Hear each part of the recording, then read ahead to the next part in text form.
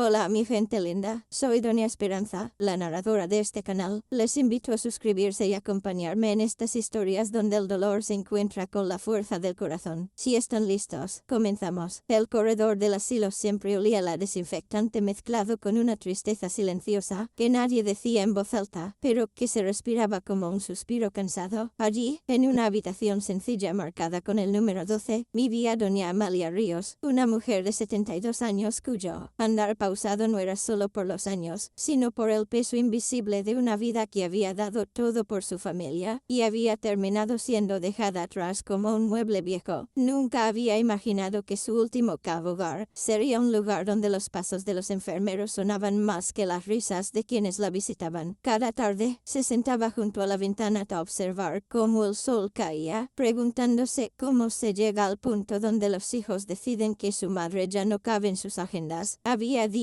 en que sus ojos se humedecían, pero no lloraba fuerte. En cambio se llevaba una mano al pecho, como si intentara sostener allí los fragmentos de una dignidad que aún no estaba dispuesta a soltar. Las enfermeras la conocían como una mujer tranquila, educada y reservada, alguien que respondía poco, pero que escuchaba con atención. Una de ellas, Teresa Campos, una joven cuidadora que siempre mostraba afecto sincero por los ancianos, sentía algo diferente en Amalia, como si detrás de su silencio existiera una historia que nunca había terminado de contarse. Amalia no se quejaba, no pedía cosas innecesarias y siempre agradecía incluso los gestos más pequeños. Sin embargo, había un detalle que muchos notaban: nunca hablaba de sus hijos a menos que se lo preguntaran, y cuando lo hacía, su mirada se apagaba lentamente, como una vela que lucha por no extinguirse. Había dos: Julián, el mayor, un empresario según decía Amalia, y Lorena, la menor, madre de dos niños que casi nunca mencionaba. Están muy ocupados, solía decir con voz suave cuando alguien le preguntaba por ellos, pero lo cierto era que ese muy ocupados era apenas una forma elegante de decir me dejaron aquí porque les sobraba. Antes de llegar al asilo, Amalia vivía sola en una casita que había sido su hogar durante más de 4 décadas, el lugar donde crió a sus hijos junto a su difunto esposo, don Rodrigo Ríos. Él había sido un hombre trabajador, un luchador del campo que supo levantar, junto con ella, un pequeño negocio familiar de productos artesanales agrícolas que con el tiempo se convirtió en la fuente principal de ingresos de la familia. Amalia se levantaba antes del amanecer para ayudar en la cosecha, preparar los alimentos, llevar la contabilidad, atender a los clientes y luego cuidar a los niños como si el día tuviera más horas para ella que para el resto del mundo. Muchos vecinos la recordaban como una mujer fuerte, siempre con las manos ocupadas y el corazón entregado a los suyos. Mis hijos tendrán un mejor futuro que el nuestro, decía Rodrigo cada noche mientras descansaban agotados, sintiendo la satisfacción de quienes trabajan por amor. Lo que nunca imaginó fue que, con los años, ese esfuerzo se transformaría en una ingratitud que dolería más que cualquier cansancio físico. Después de la muerte de Rodrigo, Julián tomó el control del negocio familiar. Al principio parecía una bendición. Déjame esto a mí, mamá, tú ya trabajaste mucho, le dijo, pero con el tiempo, su cariño se convirtió en control y luego en desprecio hacia las decisiones de Amalia. Lorena, influenciada por su hermano, empezó a decir cosas como mamá ya no está para andar firmando papeles, o mejor que se quede tranquila y deje que otros manejen las cosas. La casa empezó a vaciarse de risas y llenarse de conversaciones frías, donde más que familia se sentían socios incómodos, hasta que un día, sin previo aviso, Julián le presentó papeles diciéndole que era para proteger lo que construyeron. Ella, confiando en su hijo, firmó. Lo que no sabía era que estaba cediendo silenciosamente casi todo lo que alguna vez había tenido. Con el tiempo, su presencia en la casa comenzó a sentirse como una carga, y una mañana cualquiera, Julián y Lorena la subieron al auto para llevarlas a un lugar donde estaría cuidada. Así fue como llegó al asilo, con una maleta pequeña y el alma llena de preguntas que nunca se atrevió a pronunciar. Los primeros días en el asilo fueron los más duros para doña Amalia, no porque el lugar fuera cruel, aunque no era cálido, sino porque el silencio la obligaba a escuchar pensamientos que antes ignoraba. En las noches, cuando el murmullo de los ancianos se transformaba en suspiros apagados, ella se preguntaba en qué momento había dejado de ser madre para convertirse en una carga. Se aferraba a los recuerdos de su juventud, cuando corría detrás de Julián con un pedazo de pan recién horneado, o cuando peinaba a Lorena antes de ir a la escuela, diciéndole: «¿Te ves hermosa, mi niña?» A veces sonreía al recordarlo, pero la sonrisa se desvanecía cuando su mente la traía de regreso a su habitación del asilo. Tal vez hice algo mal, pensaba, tal vez los amé demasiado y se acostumbraron a que estuviera siempre allí. Una duda amarga la acompañaba constantemente. ¿Había criado hijos ingratos o había olvidado enseñarse a sí misma a ser respetada? Teresa, la cuidadora, comenzó a acercarse a ella con más frecuencia. Le gustaba sentarse a su lado al final de turno y hablar de cosas simples, del clima, del café que servían en el desayuno, de las flores que a veces dejaban en la entrada. Amalia no hablaba mucho, pero cuando lo hacía, sus palabras estaban llenas de sabiduría y una dulzura tranquila que conmovía a Teresa. «Usted tiene una forma muy serena de hablar, doña Amalia», le dijo un día. Ella sonrió apenas y respondió: «Es que cuando una ha llorado en silencio tantas noches, aprende a dejar que la voz tiemble solo por dentro». Con el tiempo, Teresa se convirtió en la única persona del asilo que notaba cuando Amalia tenía un día más triste que otro. Era quien le acomodaba el chal sobre los hombros cuando veía que se quedaba mucho tiempo en la ventana, como si esperara que alguien llegara por ella. Pero nadie llegaba. De vez en cuando, Julián llamaba al asilo para ver cómo estaba su madre, aunque nunca hablaba con ella directamente, sino que pedía un informe rápido a la administración. Era una formalidad más que una muestra de cariño. Lorena, por su parte, visitó a Amalia 2 veces en los primeros meses, siempre con prisa, mirando el reloj, diciendo cosas como: «Mamá, espero que entiendas que esto es por tu bien». En una de esas visitas, Amalia le preguntó suavemente: «¿Y cuál es tu bien, hija mía?». Lorena no respondió y cambió de tema. Con el tiempo, las visitas se espaciaron hasta desaparecer. Solo quedaban llamadas ocasionales para preguntar si ella necesitaba algo, aunque nunca llegaba nada. Amalia comprendió entonces que sus hijos no la habían dejado allí por falta de recursos o tiempo, sino por falta de amor. Ese descubrimiento fue más doloroso que cualquier firma o pérdida material. A pesar de su tristeza, Amalia no se permitía caer en la desesperanza. Cada mañana se peinaba cuidadosamente y organizaba sus pocas pertenencias como una forma de recordar que todavía era una mujer digna. Tenía una pequeña caja de madera guardada cuidadosamente en el cajón de su mesa de noche. Dentro conservaba una fotografía de su esposo y otra de ella con sus hijos cuando eran pequeños. Junto a las fotos había un sobre cerrado que nadie conocía, escrito con letra firme y antigua. Era un documento importante, uno que contenía parte de su pasado y que había sido guardado años atrás por alguien en quien Amalia confiaba plenamente, el licenciado Ernesto Delgado, antiguo socio y amigo de su esposo. Este sobre no era un recuerdo sentimental, sino una llave que, llegado el momento, revelaría una verdad que cambiaría el destino de quienes la habían considerado insignificante. Amalia lo acariciaba a veces, no con rencor, sino con la calma de quien sabe que la justicia no siempre es rápida, pero a veces llega vestida de dignidad y memoria. Teresa notaba que, a pesar del abandono, Amalia jamás hablaba con rabia ni maldecía su destino. Había en ella una paz difícil de comprender, como si supiera que, de algún modo, el tiempo acomodaría las cosas. Algunas noches, cuando Teresa le ofrecía compañía en 1200 silencio, Amalia le decía frases que parecían venir de alguien que ya había hecho las paces con su pasado, pero que aún guardaba un as bajo la manga. «Todo lo que uno entrega con amor, el mundo se lo devuelve, aunque tarde», decía con suavidad. La joven cuidadora sentía que había una fuerza invisible sosteniendo a esa mujer, una dignidad tan grande que no coincidía con la forma en que fue desechada por su propia familia. A veces, Teresa le preguntaba si aún esperaba que sus hijos volvieran por ella. Amalia la miraba largamente y respondía: «Ellos volverán, pero no por mí». Aquella frase dejó a Teresa inquieta, como si contuviera una profecía que solo el tiempo podría explicar. Los meses continuaron su curso, y en apariencia, todo siguió igual. Las mismas comidas, las mismas medicinas, los mismos lunes perezosos y domingos llenos de nostalgia. Sin embargo, algo cambió cuando comenzaron a llegar cartas dirigidas a la administración del asilo, con sellos oficiales y firmas de abogados. Nadie entendía por qué una mujer aparentemente desposeída recibía comunicaciones legales. El director del lugar, un hombre serio llamado licenciado Vargas, recibió la instrucción de programar una reunión formal en la sala principal, en presencia de Amalia. Las enfermeras comenzaron a murmurar entre sí, preguntándose si alguien había descubierto algún delito o si algún familiar estaba reclamando algo. Pero Amalia se mantuvo tranquila, como si supiera que ese día llegaría. No mostró miedo, sino una serena expectativa en sus ojos. Cuando la citaron, pidió ponerse su chal preferido, aquel de color borgoña que Teresa sabía que le daba cierta elegancia silenciosa. Mientras caminaba hacia la sala, con su paso lento pero firme, muchos ancianos y empleados la observaron con curiosidad. Por primera vez, no parecía una mujer abandonada, sino alguien que estaba a punto de sentarse en el lugar que siempre le había correspondido. Cuando entró a la sala principal, ya estaban presentes el licenciado Vargas y un hombre desconocido, de traje oscuro y expresión profesional, acompañado de una carpeta de documentos. Teresa, por solicitud de Amalia, también se quedó a su lado, en silencio, sosteniéndose las manos para controlar una ansiedad que no entendía del todo. El abogado se presentó como Mauricio Delgado, hijo del licenciado Ernesto Delgado, el amigo mencionado tantas veces en los susurros nocturnos de Amalia cuando hablaba con su memoria. Mauricio explicó que había llegado el momento de cumplir con la voluntad legal y moral de su padre, quien había fallecido poco tiempo atrás, dejando instrucciones muy precisas sobre una persona que debía ser notificada, doña Amalia Ríos. La sala quedó en silencio al pronunciar su nombre completo, con respeto, no como un número de habitación, sino con la dignidad de quien reconoce una historia. Todos notaron que había algo más grande de lo que imaginaban. Amalia solo asintió, como quien confirma una cita largamente esperada. El abogado abrió la carpeta y comenzó a explicar que, hacía muchos años, cuando falleció don Rodrigo, el esposo de Amalia, se había establecido una sociedad formal entre él y el licenciado Delgado para proteger el patrimonio familiar. Amalia, aunque confiaba en sus hijos, también había confiado en su esposo, quien, antes de morir, quiso asegurarse de que su legado no pudiera ser arrebatado por la ambición. Por eso, había dejado documentos legales donde se especificaba que, en caso de vulnerabilidad o intento de despojo por parte de terceros, incluyendo familiares directos, el control total de los bienes quedaría bajo el resguardo legal del licenciado Delgado, para devolverlos únicamente a su legítima propietaria, Amalia Ríos. Aquello provocó un murmullo entre el personal del asilo. Nadie podía creer que la mujer que había sido traída allí como una carga sin valor fuera, en realidad, la dueña de un patrimonio que había sido preservado en silencio. Mientras los demás se sorprendían, Amalia permanecía en calma, con los ojos ligeramente humedecidos, no por el dinero, sino porque Rodrigo había cuidado de ella incluso después de muerto, confiando en que llegaría el momento justo para devolverle su nombre. El abogado continuó explicando que, tras la muerte del licenciado Delgado, su hijo Mauricio había encontrado instrucciones detalladas para localizar a